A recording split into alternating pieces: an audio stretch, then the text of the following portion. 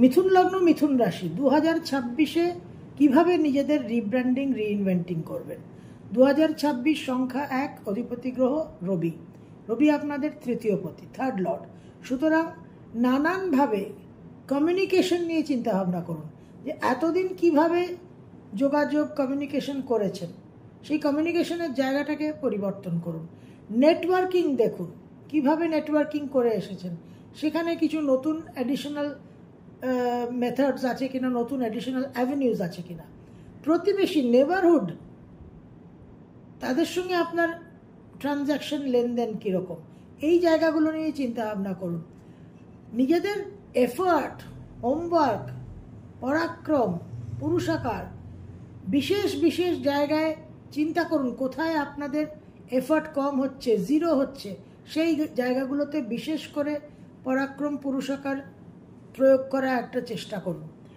নিজেদের একটা অ্যাবিলিটি, নিজেদের একটা সার্টিফিকেশন, নিজেদের আপগ্রেডেশন, নতুন কোর্সে ভর্তি হয়ে যান, নতুন স্কিলস শিখুন। যারা গাড়ি চালাতে জানেন না তারা গাড়ি চালানো শিখুন। যারা সিনিয়র সিটিজেন, ডিজিটাল হওয়াটা বিশেষ জরুরি। ল্যাপটপের ট্রেনিং নিন, একটু ডিজিটাল বিষয়গুলো, ফিনান্সটাকে ডিজিটালাইজ করুন। এই সব বিষয়গুলো কিন্তু বিশেষভাবে গুরুত্বপূর্ণ। টেকনোলজির ডিভাইসগুলো ব্যবহার করা শুরু করুন। একটু স্মার্টফোন নিন, একটু ল্যাপটপ ব্যবহার করুন। এই জায়গাগুলো কিন্তু আপনাদের বিশেষভাবে অবলম্বন করতে হবে। নতুন কোনো হবি, সেই জায়গাটাকে অ্যাডপ্ট করুন। একটা অ্যাক্টিভিটি, একটা অ্যাসোসিয়েশন, একটা এনগেজমেন্ট। নিজের কোনো নলেজ থাকলে, নিজের কোনো স্কিল সেটস থাকলে সেগুলো শেয়ার করুন, তার মাধ্যমে আপনার ইনকাম হবে। তো এই নতুন অধ্যায়টা, এই নিউ ফেজগুলো জীবনে আপনারা শুরু করুন। কিছু ছোট ছোট ভ্রমণ শুরু করুন।